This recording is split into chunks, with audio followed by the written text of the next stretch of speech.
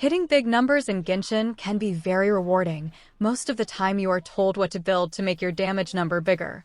But throughout this video, we will look at the formula used to calculate a character's damage so you can better understand just what is needed for you to improve your damage per screenshot.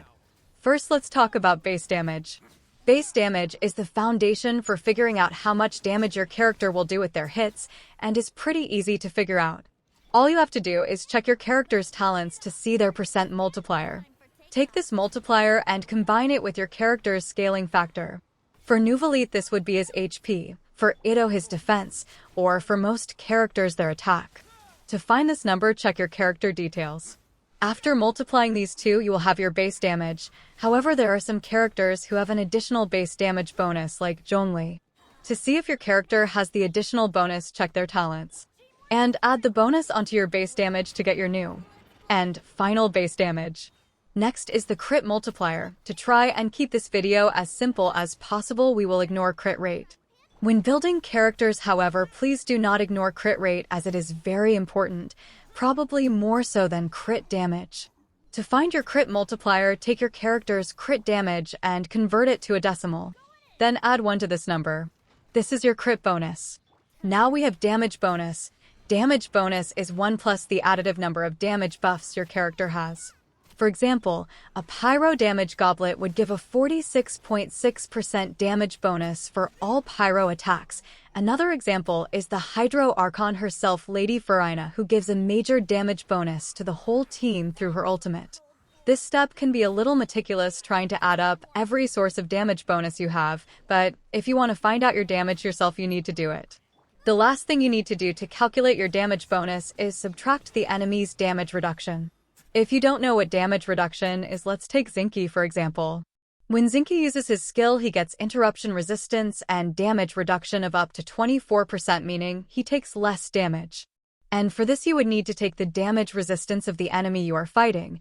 However, not many enemies in the game have damage resistance, so don't worry about it too much. We will now move out of damage and talk about defense multiplier. When doing damage to an enemy, you have to consider the fact that they have defense stats. The basic formula for calculating defense is player level plus 100, divided by 1 minus defense reduction, 1 minus defense ignore, enemy level plus 100, plus player level plus 100. This may seem very confusing, however, it is not as bad as it may seem. To start, let's talk about defense reduction, which pretty straightforward reduces an enemy's defense. There are very few characters that have defense reduction built into their kit. One of the more prominently played characters with it is Nahida, whose Constellation 2 reduces enemies' defense by 30% if they are affected by her skill, and if there is Quicken, Aggravate, or Spread reaction. Even for Nahida, you need to get her C2 to have defense reduction, so it doesn't show up a lot in the game.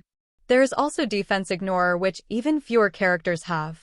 One of them being Raiden, who like Nahida only gets it in her Constellation 2. Raiden's C2 ignores 60% of enemy defense when she is in her ultimate. Unless you have a character or a constellation that manipulates an enemy's defense, you can just remember the formula as player level plus 100, divided by enemy level plus 100 plus player level plus 100, which if you and the enemy are the same level, this is just 1/2. On to the final thing before we talk about elemental reactions is resistance. Different enemies have built-in resistances to certain or all elements. There are ways enemies can buff their resistance and ways you can lower said enemy's resistance. The most common way to shred enemy resistance is by using the Viridescent Veneer set, which reduces the enemy's resistance by 40% to any element swirled for 10 seconds. The formula to calculate the enemy's resistance is base resistance plus resistance bonus minus resistance shred. That's pretty easy, right? Wrong. The resistance multiplier isn't linear. When an enemy's resistance is greater than or equal to 0, then to calculate the resistance multiplier you use 1 minus resistance. However, if the enemy has negative resistance, then you do 1 plus the resistance divided by 2.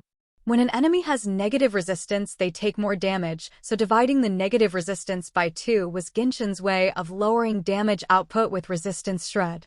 Now we can finally talk about elemental reactions and elemental mastery.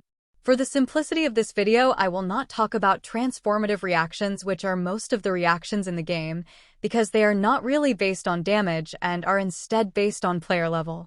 So the elemental reactions that are based on damage are amplified reactions, which are melt, reverse melt, vape, and reverse vape.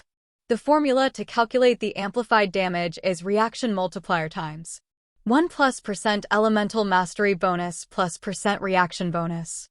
The reaction multiplier is the multiplier based on the type of reaction being done.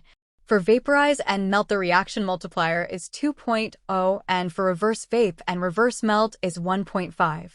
And if you didn't already know the difference between Reverse and normal Vaporize and Melt, it is the order in which the elements are placed on an opponent. For instance, to melt an enemy, they must have cryo applied to them already, and you must apply pyro, and so for the reverse melt they will be affected by pyro and you apply cryo. For vaporize, you must apply hydro to an enemy affected by pyro, and for reverse vape you must apply pyro to an enemy affected by hydro. The formula to calculate the elemental mastery bonus is 2.78 multiplied by elemental mastery divided by elemental mastery plus 1400. The final part of the formula for amplified damage is the reaction bonus. The reaction bonus is mainly seen in sets or character talents and constellation. An example of this would be the Crimson Witch of Flame set, whose 4-piece gives a 15% increase to the Vaporize reaction. By plugging all of these into the amplified damage formula, you get your amplified damage and now have everything you need to find your damage. To finally find your damage, you can multiply all of these numbers together. So the final formula for your damage will be base damage times crit multiplier times damage multiplier times defense multiplier times resistance multiplier times amplified multiplier. There's a lot of math that goes into Genshin, and it's very interesting. If you'd like me to talk about the transformative reactions, please let me know in the comments. Also, if I got anything wrong, please let me know and I will fix the mistakes I may have made. Bye bye.